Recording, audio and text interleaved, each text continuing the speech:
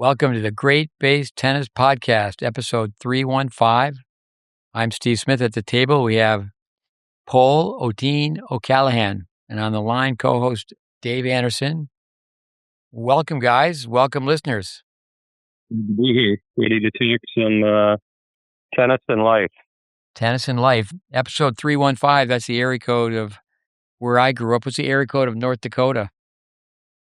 701. I understand you only have one area code.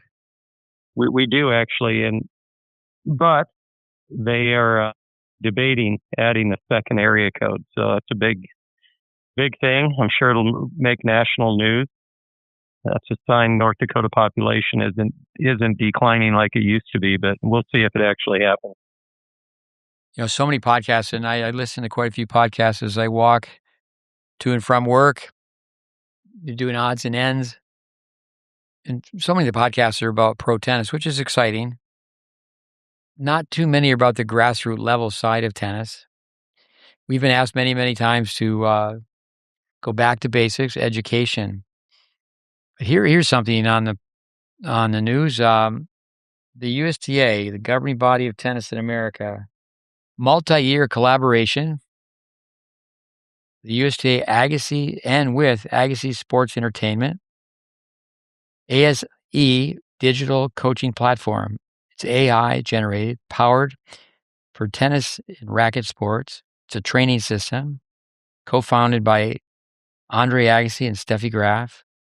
Top advisors, Darren Cahill. It's going to be launched at the Coaches Open, which is going to be in New York City in August, right before the US Open starts. I know they used to have the Tennis Teachers Conference. It's interesting, the word teacher versus coach. We can talk about that. With Craig Morris, the CEO of the USTA Coaching. It's referred to as the American Developmental Model. And it's through technology. The USTA Coaching Program is launched a year ago in August of 2025. On the table here, I have recent editions of Racket Sports Industry, RSI. Advantage Coaches, USTA Coaching celebrates its first year elevating the tennis delivery system throughout the U.S. And then a more recent edition by Juan Garcia, RSPA, now former USPTA. Developing coaches is a business strategy. Why growth is your greatest ROI. So this is an interesting two-sentence. The greater risk is not that developed coaches leave. The greater risk is that underdeveloped coaches stay. Kind of interesting. Andre Agassi has a clip of under the USTA building the model player. He has Isner's serve and Sampras's serve, Federer's forehand, his backhand, Alcaraz for transition. It's just Paul and Demonor for honorable mention because of their speed. Then the mental component for the Andre Agassi built players, Novak and Djokovic. No, pretty interesting. The USTAU, I think to me, that's kind of faded away, but I know Paul Roeder retired. I think Steve Keller and Butch Staples. Yeah, I think the governing body of tennis, now they're in the business of, and I don't think they're charging large fees at all, that they're certifying pros. And for the longest time, the USTA didn't want to interfere with the USPTA or the USPTR, as it once was called, the two governing bodies of tennis. When we got Pol, we could always talk about Spanish tennis. But go ahead, Dave, with tennis education. I know people want to go back to basics, but that's just an update with how that unfolds. AI, I always tell people I can spell AI. Go ahead. Yeah, I think it, the world's changing so quickly, but I don't think the human element, it's going to come down to the ability to recognize all these things, but getting it done on court, I think whenever I go to a tournament, I mean, I think there are a lot of coaches who can spot, somebody's got a problem on a particular shot, and they may even have a benchmark of what that thing could look like. But I think that the tricks and the cures of getting on the court and transitioning that from a flawed mechanical stroke to something efficient, I think I don't see how AI can ever really take the place of a human being that's got thousands of productive hours of working on the court, making those kind of things happen. I think that we haven't even really made that transition too effectively from a human standpoint.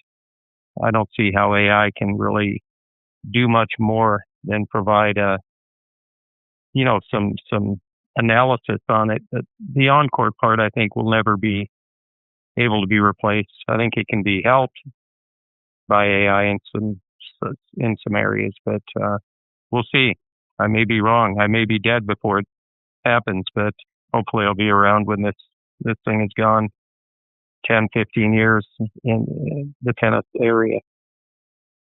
Yeah, technology, there's all sorts of positives, but I think there's all sorts of negatives with technology as far as developing athletes. A computer hasn't really developed a tennis player up to this point. I mean, I think a skip rope is better than a computer.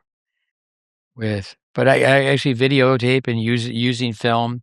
I think tennis. So I mean, just think of in this country, American football, basketball, how much they use film. Yeah.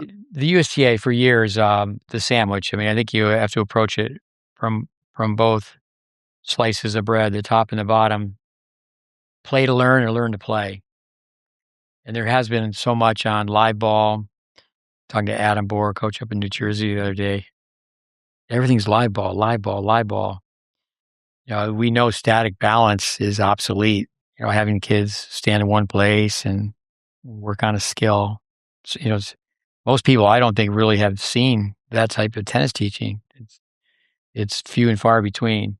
But I think another thing too is that, I mean, I think if Agassi's system can get people to hit ground strokes like Agassi, that's going to be awesome. If they can get to move and compete like Steffi Graf, it's going to be awesome. But I think so much of it goes from the top. I think grassroots, the beginner, I think the parent, making, as we say with our podcast, through our mission, GreatBase nonprofit, make tennis more affordable, more accessible, and more truthful. And no substitute for good beginning. But I think we get stuck at the top of the triangle instead of the base of the triangle. I think coaching and teaching are two different things. I mean, I love to listen to Agassi. I was listening to Gilbert today. I love to listen to Gilbert too. But that's really more coaching. To me, if you could say, well, coaching is, we always said, it's magic, it's chemistry, it's a human relationship where teaching's information transfer. You could say that coaching also could be the X's and the O's, but not really the nuts and bolts. Brad Gilbert, I don't do grips. Andy Roddick, I'm from Nebraska, I don't do grips. And, so much of it begins at an early age. That's why, kids go out and pass a soccer ball back and forth, a basketball. Kids are at the mercy of their impulses when they pick that racket up, the grip they use, and therefore the swing they use.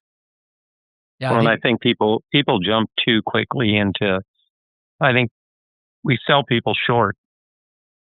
If there's a 15-year-old coming in and trying to hit a backhand volley on a Eastern forehand grip, and the only thing that the player's being offered is, try to keep the racket head above the wrist. And you just go with, if you just work within a player's game when they have plenty of room and time ahead of them to keep developing, I think that's a major mistake that happens. And, we can never sell a person short and underestimate as Vic would say, the capacity of the learner. But I think that's where the world is right now, and I really see it a lot. And I don't know if it's societal trend in terms of how people just don't want to endure much discomfort, or if it's lack of knowledge or a combination of all of the above. I think there's a real tendency there. Before we got on, I looked up the definition of education: an intentional process, receiving and giving instruction, acquiring knowledge, developing skills, developing character, developing value. And then really in the end, education should help shape the person. Like Mark Twain, don't let the classroom interfere with your education. But I don't think that the classroom really becomes part of tennis teaching. How many tennis teachers have ever sat in a tennis classroom? They really haven't. The GreatBase, it started in 1981. You started in 1985. Mm-hmm. It was on 12 hard courts at Tyler Junior College, where 3 hours, Monday through Friday, 15 hours a week, a group, which became a very large group, we practiced to become tennis teachers. And, where does that happen? I mean, I think we have to go back to how do we train? And I think one thing that with AI, my first thought, and of course I'm a dinosaur, is that it's too fast. You can't microwave tennis. You can't push buttons. It's good old fashioned hard work. And this is how you hang onto the racket. This is how you maneuver the racket. If looking at the very best players in the world worked, we'd have so many amazing players. Mm-hmm. The copycat system, and I think just tennis has to be evaluated. People are not going to try to dribble a basketball with their knuckles going down instead of their palm. I mean, they're not going to sit at a piano backwards. It's like, okay, how do I sit at the piano? Okay, what do I do with my fingers? But I just think the wild, wild west, anything goes. Anything goes. Now, the strength of the individual comes out. There'll always be individuality. That sounds pretty fancy to me. A collaboration, Agassi Sports Entertainment, SE digital coaching platform, AI generated. I'm thinking about baseball and what's the stance and put the ball on a tee and this is how you hang on to the baseball bat. And and I never really took to baseball, but that, you step to the side of home plate. This is your strike zone.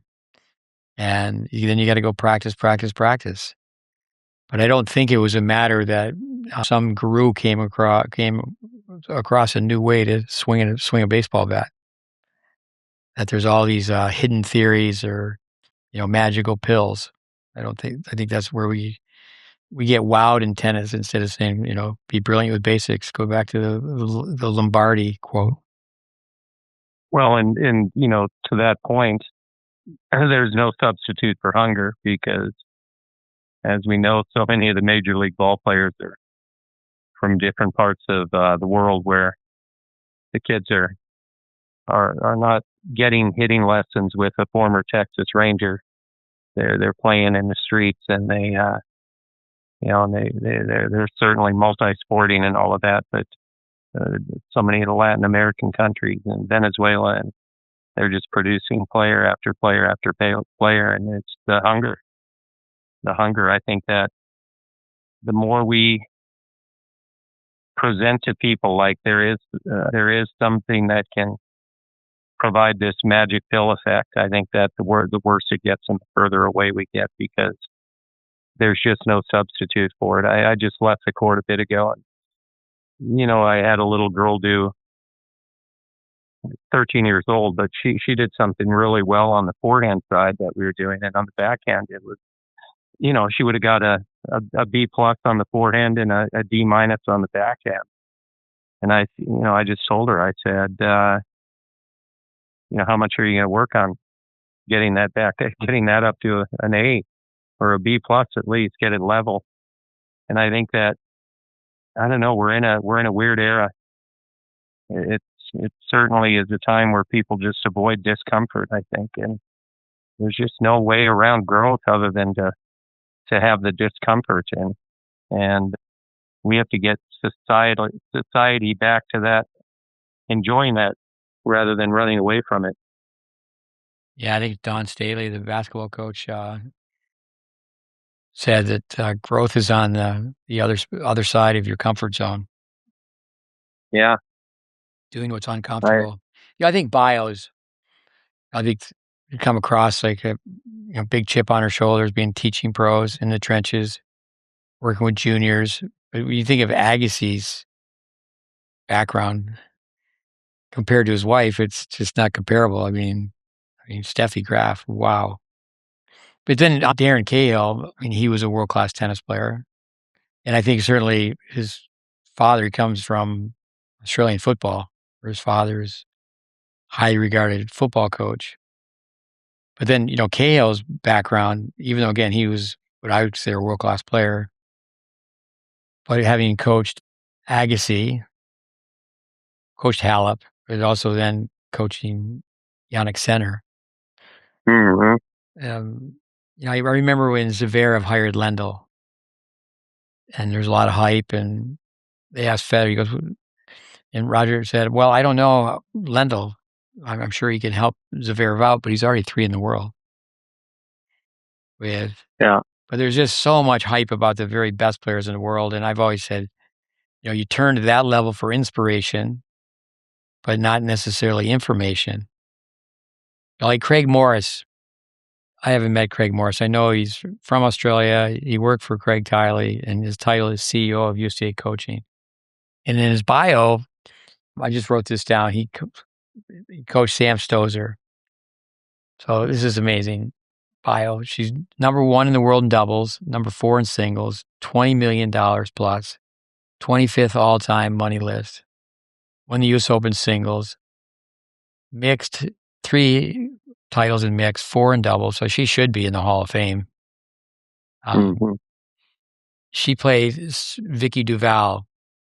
Now, we have all sorts of film where she came to me. I had worked with her brother, Cedric, and on her own accord, she said, it told her mother she needed to come and see me and work on strokes.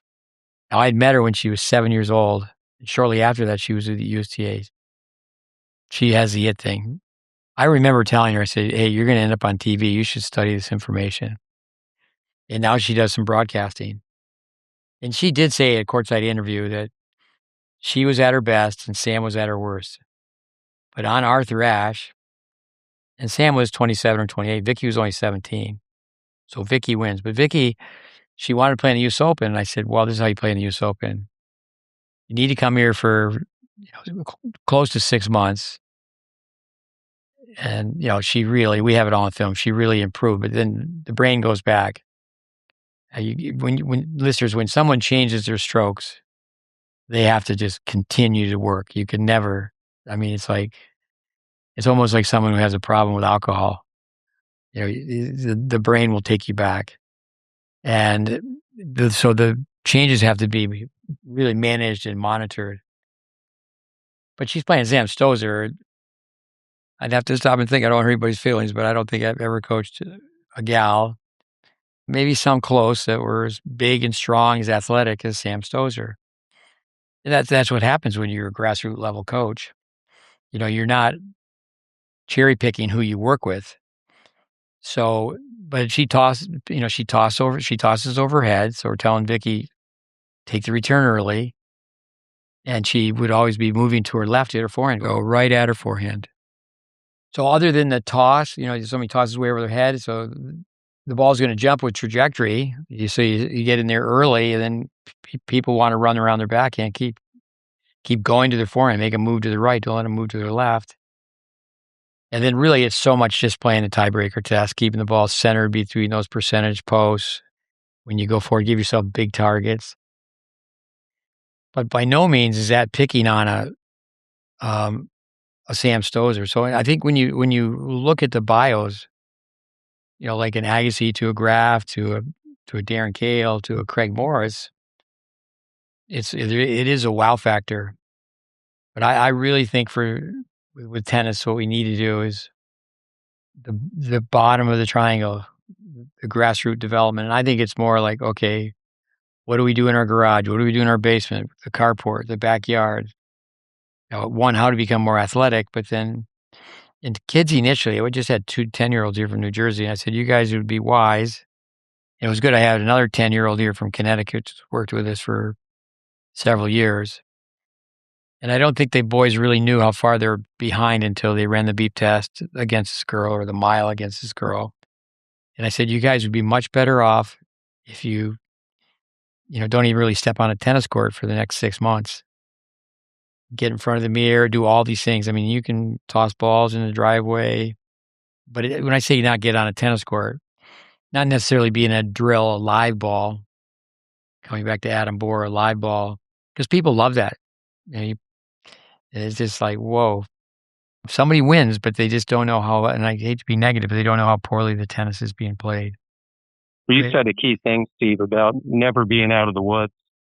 And I think that is worth hitting on again because, we're one of those few sports that, for some reason, people interpret the building of fundamentals with, more of a beginner and intermediate phase of their development. In other sports, it's just not perceived that way.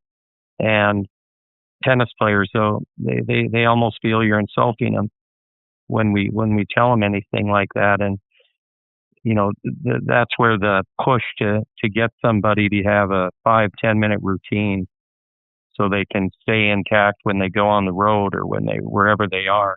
It's a missionary zeal that we have to have in order to get that to happen, because it is kind of shocking how quickly it can regress. I think it rivals people's physicality. I mean, getting in shape is hard, but you can get out of shape really quickly too.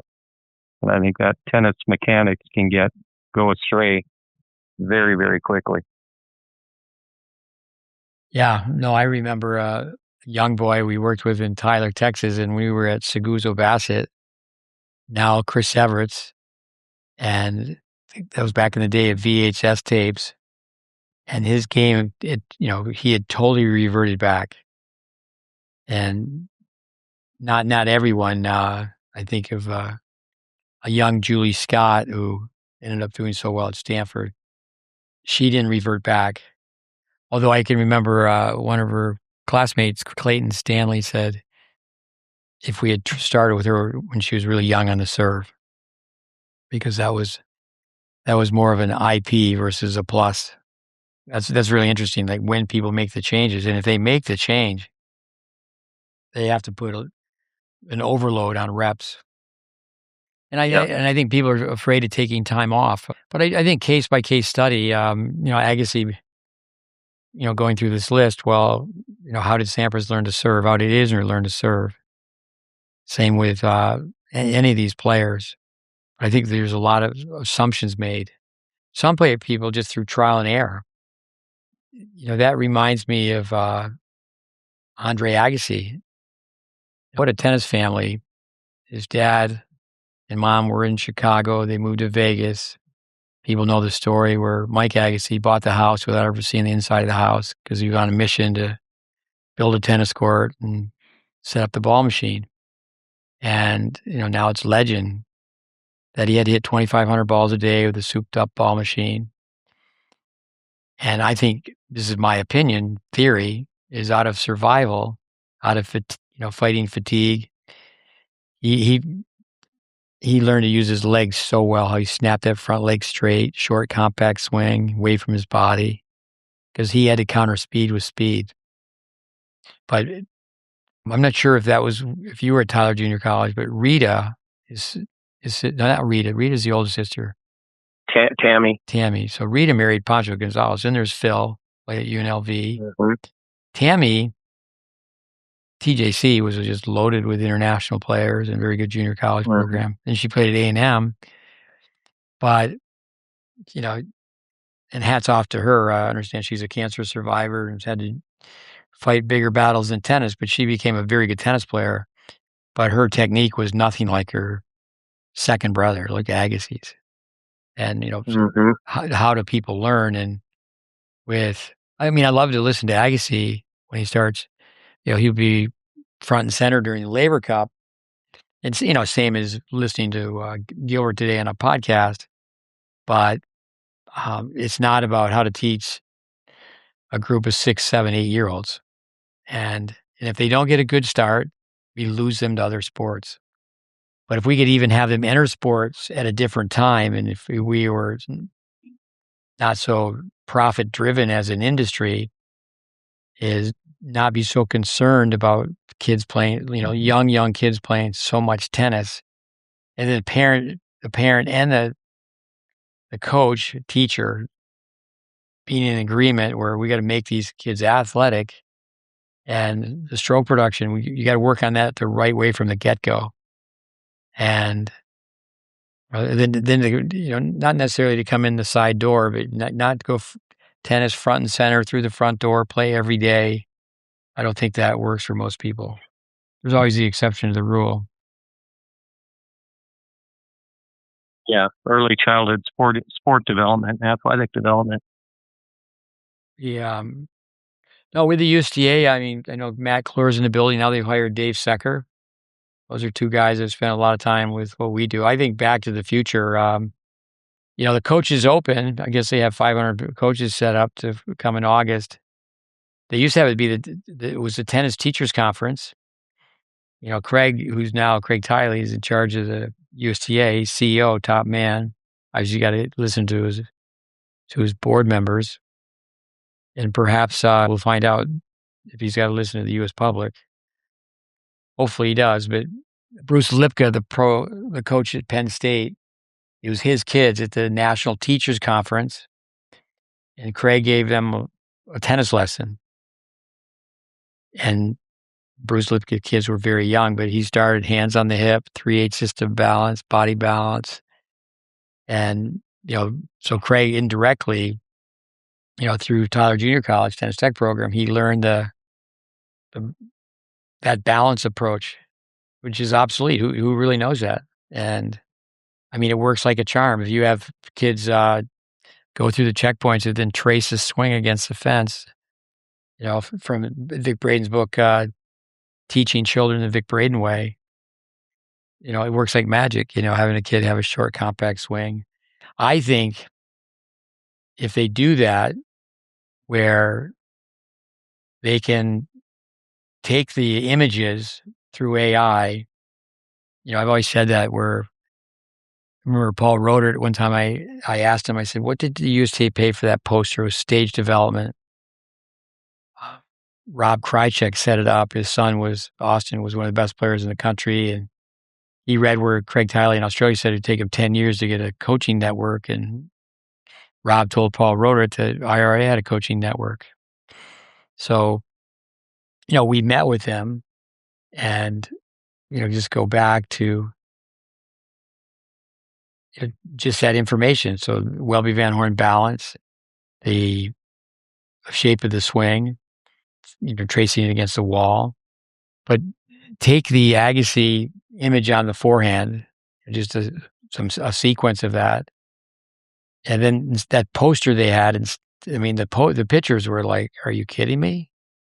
But to show the ready position, show the unit turn. And you could take the legends of the game, and then you could do that. You could take a silhouette of like one-handed backhands from Don Budge to Rod Laver to Pete Sampras to Roger Federer. And as Braden's always saying, there's far more similarities. At the impact point, they're like 95% the same because, you can't violate physical laws. You got to square that racket out at the hit. Your company, I've always said, you have 200 tennis clubs. Is that right? Yeah, right around there. Yeah. That each culture is determined by the tennis director. What's your comment on that? Well, I think it's a mistake. We had a big, in combination with the Dallas Open that was here. Our former national director of racket sports, the position's no longer, as of a month or two ago. Jonathan Fralick, he, wanted to put together an educational weekend for all the people throughout this region anyways. And then the plan was to kind of go further down the road and reach out to the others and get common denominators. And it was a really great experience because he and I got to do it together. We didn't really, our backgrounds weren't necessarily similar, but what a passion he had for tennis. And I was really, really excited because he spent a ton of time on really grassroots and then a ton of time on, adult 2-5, 3-0. And, it was very, very, very limited time on what people call high performance.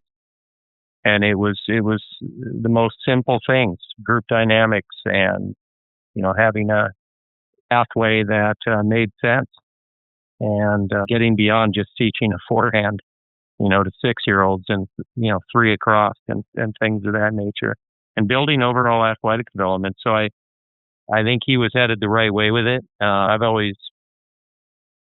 kind of hoped that my background through the training I've had with you and over the years, and that I'd be able to have more of an impact within the entire what used to be Club Corp or invited tennis, but it just hasn't happened. And I think that it's a smaller scale of what happens in the United States, but 200 clubs, it's a lot of clubs, and that would be a great starting point to ripple outward.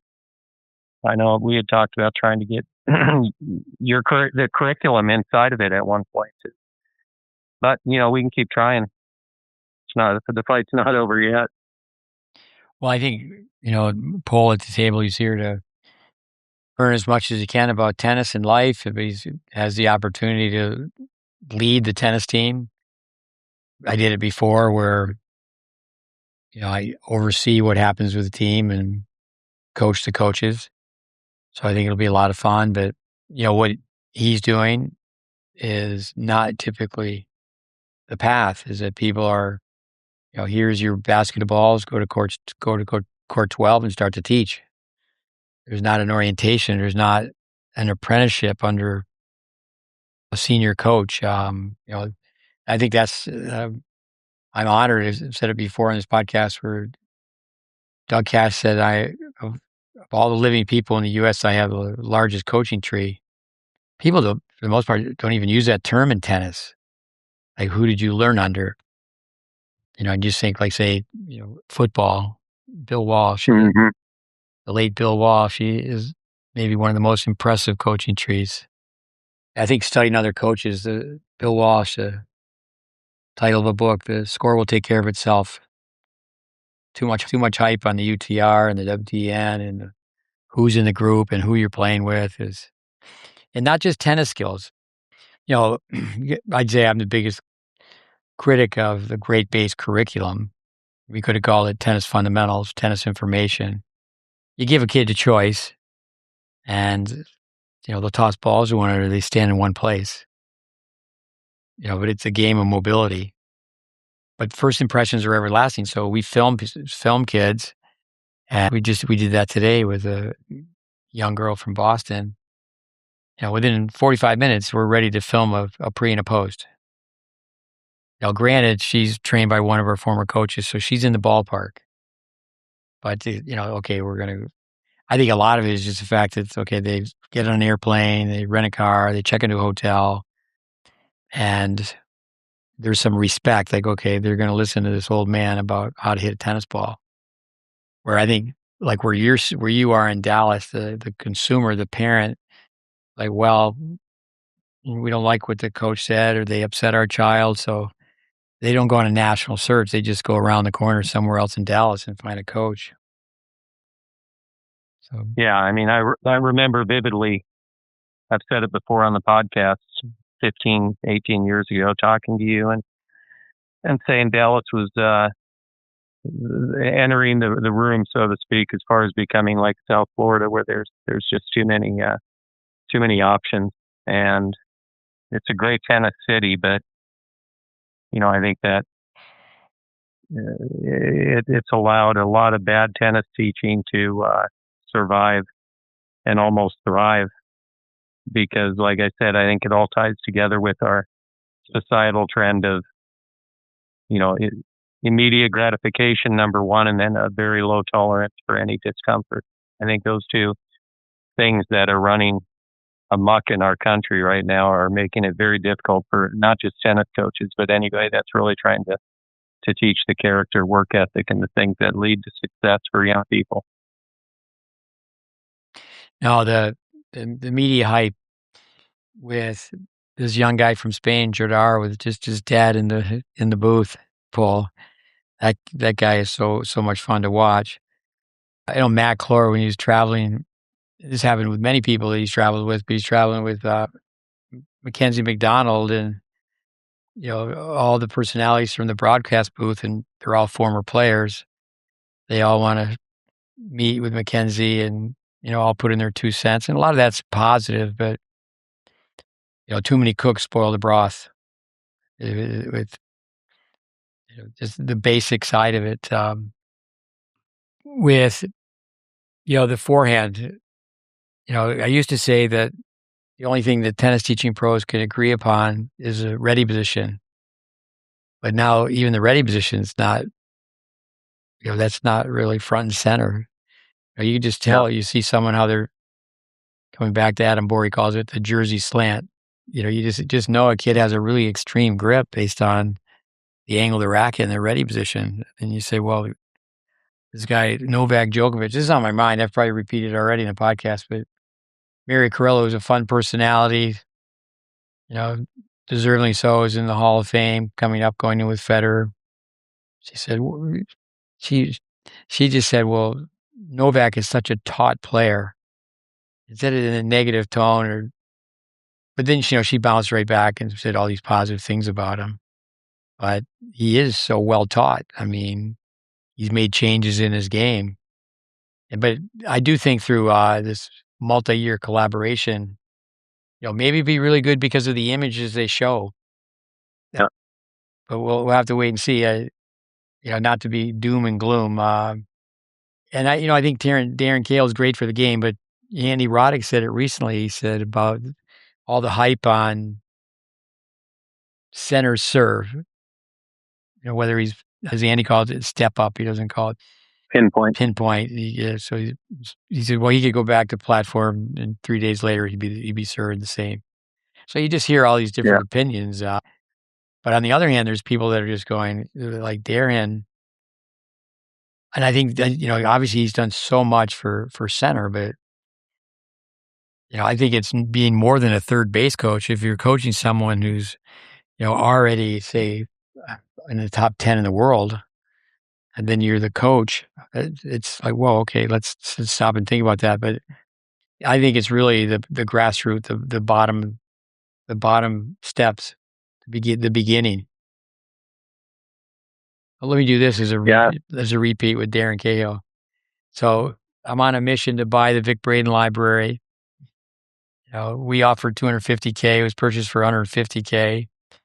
Then there was some monies wanted, and this was not Vic. Obviously, he had passed away, and it was someone else negotiating on his wife's behalf. Wanted an add-on fee. So anyway, but my millionaire friends were introducing me to billionaires. So I spent some time with a billionaire, and he had hired many people in tennis. So he hired Darren Cahill. So he asked Darren Cahill what he wanted per day. And the number was $150,000 per day. And the billionaire said, well, I think that's an awful lot of money for one day. And then Darren Cahill said, I tell you what, I'll coach you for 2 days and you pay me whatever you think's fair. So he coached him for 2 days and he gave him $150,000. And I was charging, it adds to the story, I was charging $1,500 a day. When I coached him certainly more than one day, several visits. Pat myself on the back here, as he said he learned more from me than he had from Darren Cahill. But Darren Cahill, I mean, he's in the fast lane. It's Formula One. I mean, he's working with the very best in the world. I think, and I said this before, I know Craig Tiley, whose name comes up more and more. Tiley was on a committee with Billie Jean King. Now, with that, it was on player development.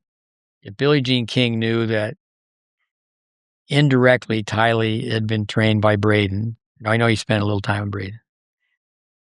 Little time in my world, like with Vandermeer, a summer here, a summer there. I mean, that's not like a decade. But Welby Van Horn, same as yourself, is. But I think because we're talking about people from the past, I think it's going to be very difficult for what we do to be recognized because it's just so far away from the hype. But I think that if a Billie Jean King or Darren Cahill or see what we do is like, okay, watch us teach 28-year-olds how to hit a serve. And what's key about that is it can't be an 8-year-old who's just going to the tennis court, maybe on Tuesday and Thursday. It needs to be a kid whose parents, just like Little League Baseball, you get a glove and you get a ball and you play catch with your uncle and pretty soon you can catch a ball and throw a ball. But tennis demands more than that practice of a Tuesday, Thursday. It's just, it's so demanding. But I do think of the very, very top players. I know with David Benjamin and Dave Fish, they wanted to have the tennis coaches use our curriculum across the board, college tennis coaches. And it was Billy Pate, who I don't know very well. He's coached at Princeton. He's had a lot to do with committees and such with the education of the ITA. That Billy Pate told me, he said, Steve, you needed to get in the room and talk to the board. Because at that time, I think Bobby McKinley and Steve Denton were on the board. Because if the person at the top says, this is the direction we're going to go, I mean, certainly an Agassi and a Graf, I think Steffi's always been very quiet and to herself in the background. That, they obviously want to do what's right for kids. Look what Agassi's done with his foundation. But we'll see. Yeah, what that makes me think of is with all of the incredible things that Bob and Mike Bryan did for the sport and the incredible ambassadors that they've been through and continue, to do for the sport of tennis. And at the height of their career, when Wayne Bryan recognized that we need to get busy as a industry of coaches, teachers, and the people involved in it, and just wrote that powerful letter that we've discussed here on the podcast, and just didn't even move the needle. So you just wonder what kind of Herculean effort it will take to shake this thing and get it moving, because we better, we're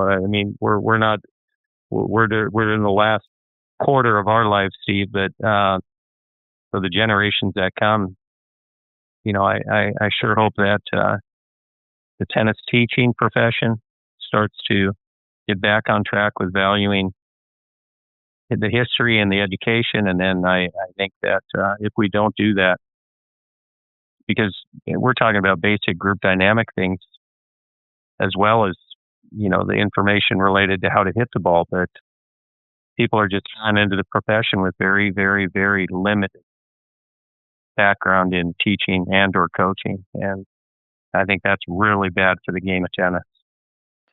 No, then when the umpire says ready, play, watching matches from Kalamazoo or San Diego, and is somebody going to hit an overhead anytime soon? The doubles is all serve and stay back. Skills are lost, the lost arts. Let's do this and we'll wrap it up. Education. Yeah. Pol, why don't you ask Coach David a question or two? Okay. Since you are in a country club scenario, I was this summer teaching at a country club, and I found a lot of times kids that wanted to be there, but at the same time they were there because there were their friends there, not because of tennis. So it was sometimes hard to make them engage or make them passionate or teach them something. You might say something to the kids, and then it comes from one ear and leaves the other ear. So I wonder if you experience these type of situations, or you build a culture with the years that now kids enter to a place and they all listen, or if you are already in a culture where this doesn't happen anymore, what did it take for you to get to that level?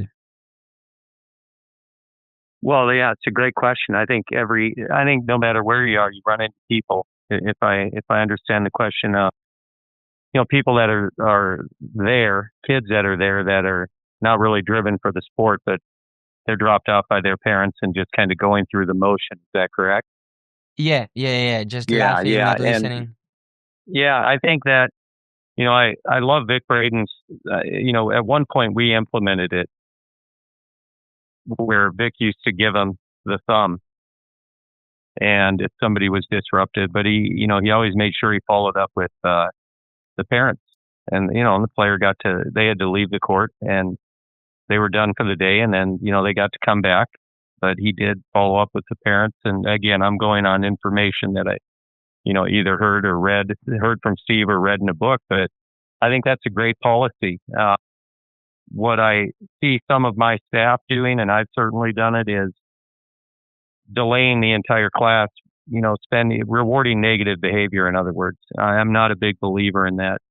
I think I see too often that one disruptive kid affects 5 or 6 of the other kids on their court, or 3 or 4, however. And I just think that I don't really recommend anybody tolerate for too long. But, some of it is to be expected. And I think there's a lot of great stories out there of,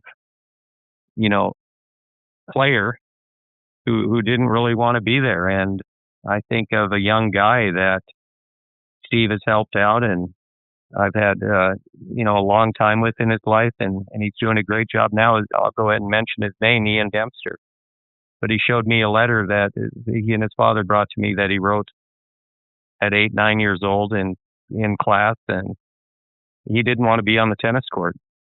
And here he is years later running a great program up in Raleigh-Durham, and he's NCAA champ, and he is on a tremendous pathway as a coach, and constantly pursuing knowledge. And so, I think that not everybody's going to love everything right away, but the better job we do of introducing it, and if we have more ideas in our bag of tricks on how to control groups and get things, moving the right direction.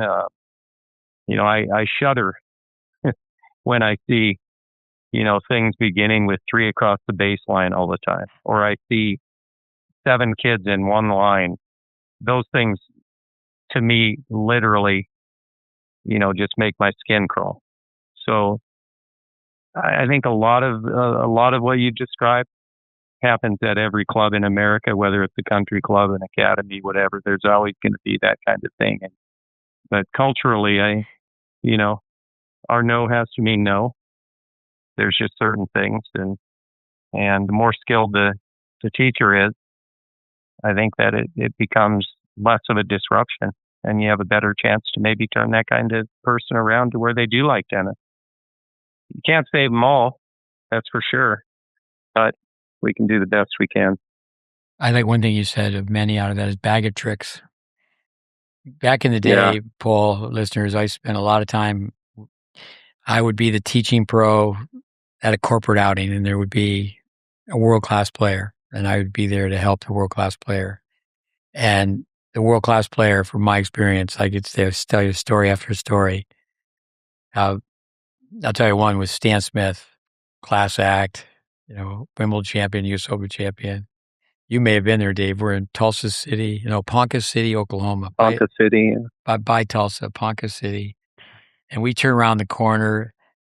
We were at the country club, and, the money being raised was for a good cause. But we go around at the local high school, and there was like 200 children. And a lot of times the former touring pro, they don't have the tricks of the trade to go out in the trenches and coach. What do you do with 200 kids staring at you? One trick of the trade has come up on this before this podcast is just having a form tournament. Talking about images. Okay, let's get some pictures of Serena Williams. She's like the Michael Jordan of tennis. People remember Serena. She's playing now. I guess she's playing this evening, but playing some doubles on a comeback. But to show the key points in her serve, what a serve! But it's, but why could she serve that way? I mean, the grip, the swing, the body position. But go ahead. Let's go 2 more questions. What else you got? Talking about the evolution of like the society and how maybe we are, or the new generation are coming up like maybe more distracted or unfocused or looking for immediate gratification and quitting pretty soon when they go to the uncomfort zone. Do you think at some moment the teaching has to be adapted? Because probably before kids like 20 years ago, they could be easily 3-4 hours in the core listening, and I mean, for my experience, which has been short, I haven't seen that at all. Kids cannot focus maybe for 20 minutes. So I wonder if like we, the teachers and coaches, at some moment have to like, okay, adjust some things, because for example, I know in soccer they are talking a lot about reducing the time of the match time from 90 minutes to lower, because people don't want to spend that much time looking at something. So it's just an example of like maybe the sport adapting.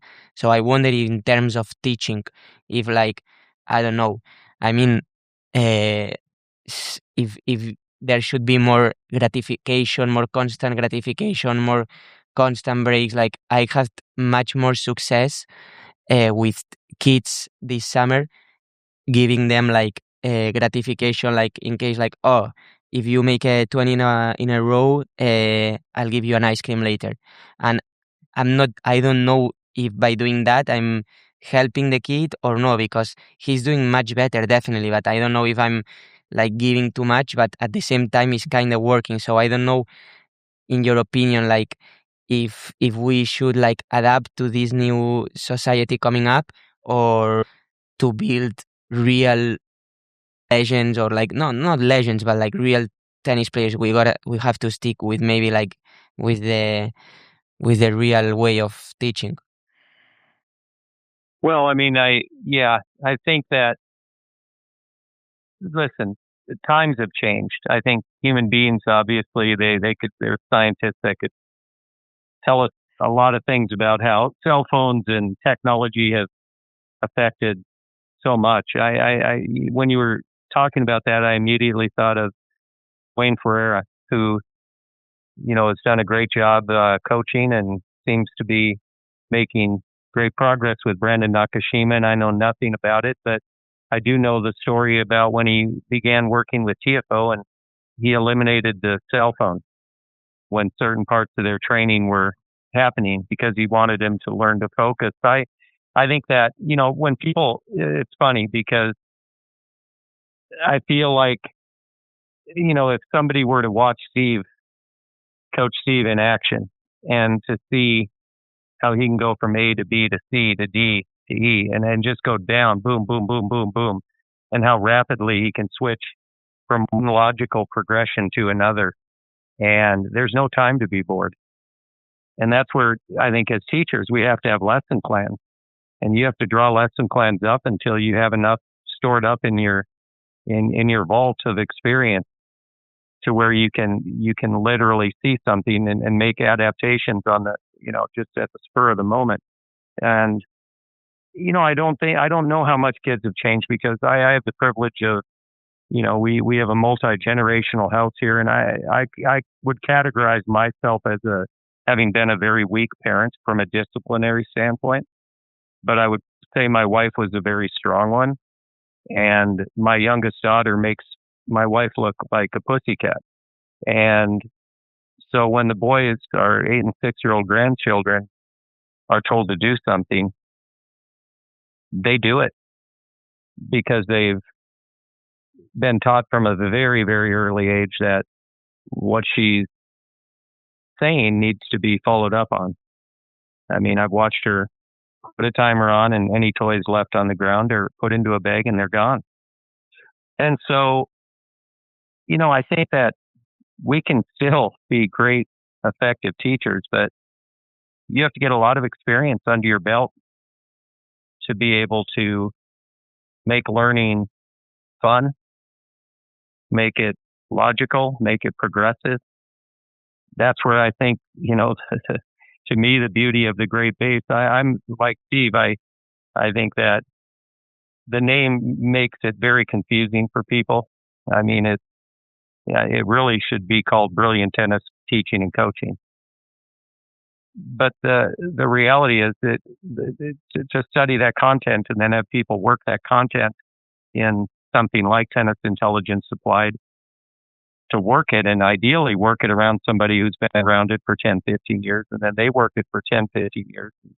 And that's the kind of attitude we need in our profession. And then I think these kind of things solve themselves, so to speak.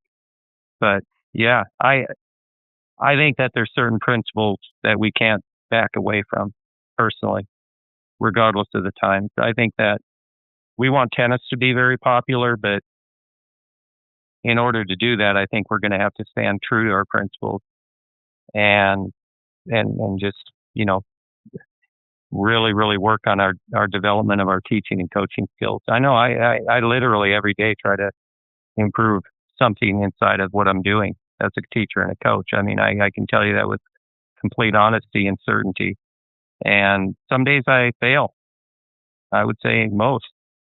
But I hit the bullseye a few times too. So I think tennis teaching is like playing the game. You have to have some experience. Experience is the best teacher. I'd like to tease and say that Craig Tiley, new CEO of USTA, he's going to have tournaments for teaching 10 8-year-olds the serve or 10 8-year-olds the forehand. There's not a competition for that. Our sport is based so much on recruiting. Think of one more question, but as you're thinking about that, Pol, the term modern, that just throws me for a loop.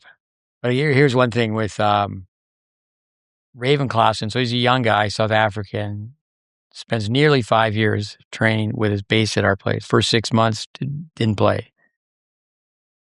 And during that time, Wayne Ferreira was big time. He won $10 million back in the day, and people don't realize this. They hear the name, but he was a big time world class player. And I don't know Wayne, but Raven went on a couple of exhibitions with him where, the stories I've heard, he's just like the most chilled, the coolest guy. But I can remember Raven coming back, and they had been practicing together, and he was just awestruck by being around Wayne Ferreira. I said, "Well, could you talk to him? Could you ask him questions? Could you disagree with him, or did you just nod?" And he just smiles. And again, I guess somebody who supposedly been told he's so charming and easygoing, but to take issue. I think a lot of times people are starstruck around these big time names.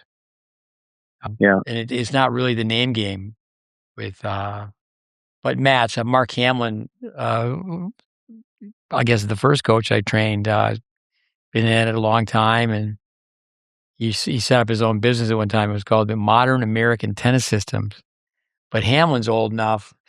When Vic Braden came along, he was referred to as radical, and it used to be, for example, closing your racket face on the forehand ground stroke was considered radical. Now, all these years, it's kind of sad that what's fact-based, based on scientific principles, is looked at being irrelevant. But let's go from Spain. One more question, Pol, for the young Dave Anderson. All right. One more, I will say, throughout my experience as tennis coach, teacher, and player, growing up, I have seen thousands of parents that really wish their sons to be professional, and that's probably more their dream than their kid. And I've seen these people a lot with a lot of economic power, but nevertheless, then you see Novak Djokovic who had nothing. So if there is a, like, imagine me, I would love my kid to play tennis and to be professional. So what would you say it's like a religion, or like a philosophy, a key principle for parents that they want their kids to play really good tennis? But I think the first thing has to be that it should not be their dream, it should be their kid's dream. But so I think that's the first thing. But for your experience, like, what for you has been, what type of parents have you seen that had the most success of their sons uh, having a great trajectory? Because I've seen a lot as well, which are great under 14s, under 16s, but then slowly burn out. So I wonder what should be for you the best way for parents who would like, at least, or maybe both the parent and kid want to be the best possible player. So you got both with a dream, but then what would you tell to them? What would be your recommendation? Like, if you could say, like, the advice for them. Well, I mean, to me, I think tennis parenting, I think that's a topic for a whole nother podcast, and probably to go back to a 3-hour one. It's become very difficult. I've always called it the three-legged stool. And I think, as Steve had said, I think it's individual case study. I don't think there are any two situations that are identical. I don't think Roger Federer could have survived with Tony Nadal. Yeah. But so I really try to base it on that first, and get a feel for it, and figure out. I mean, I had the privilege of housing at one point both of Steve's boys, Mikhail and Connor. Mikhail for a short time, Connor for a much longer time, and I think that for the parents listening, it'd be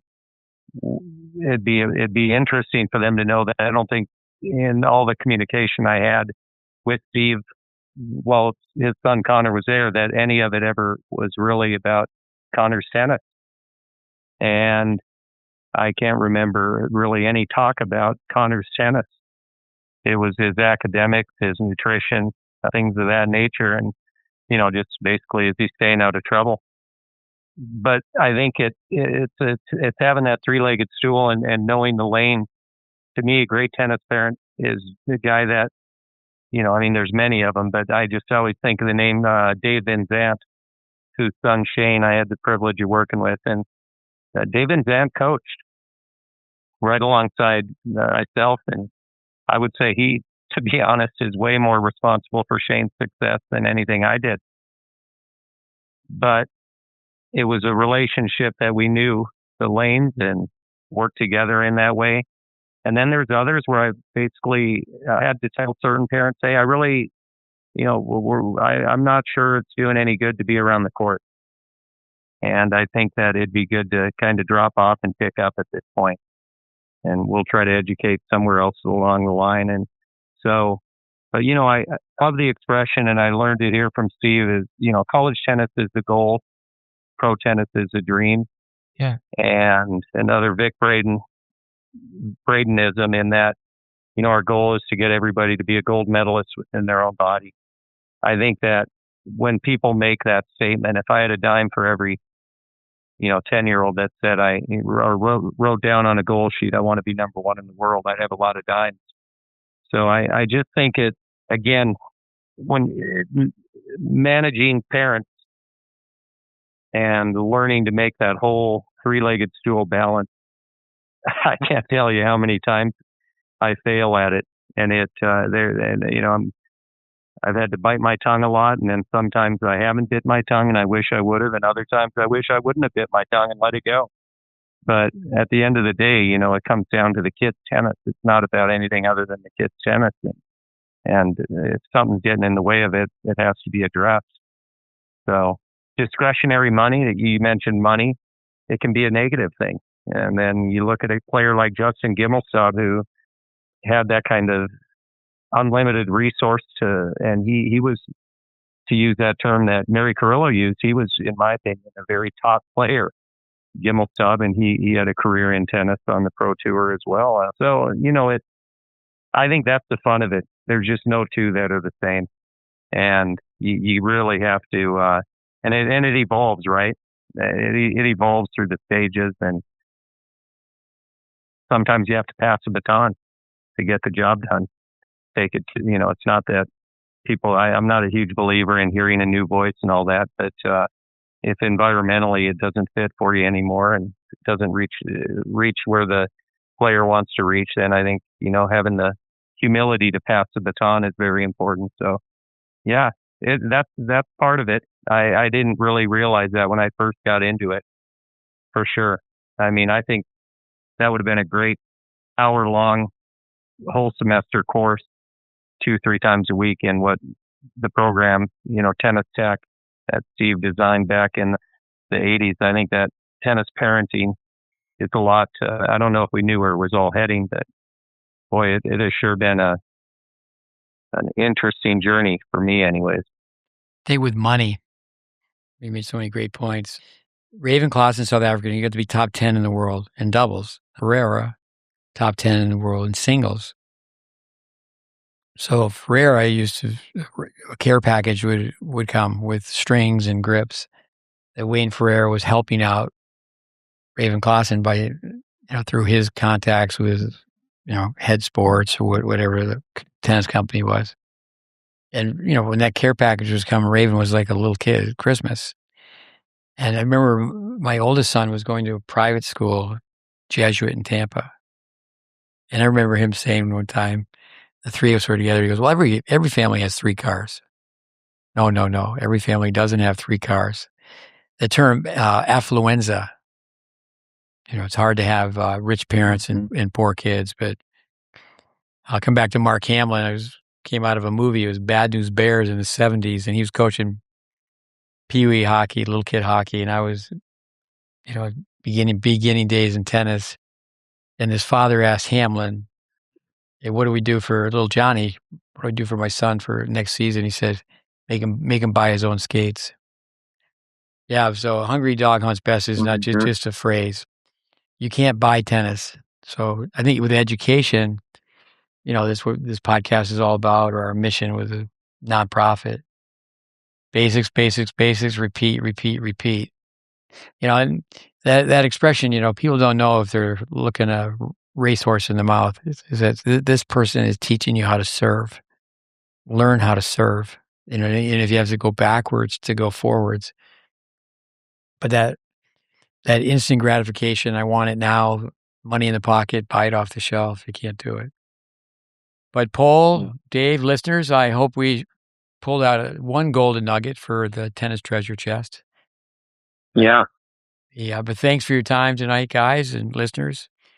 We'll be back with another episode of the GreatBase Tennis Podcast. Thanks for listening. Thanks, guys. Have a good night. All right. Thank you.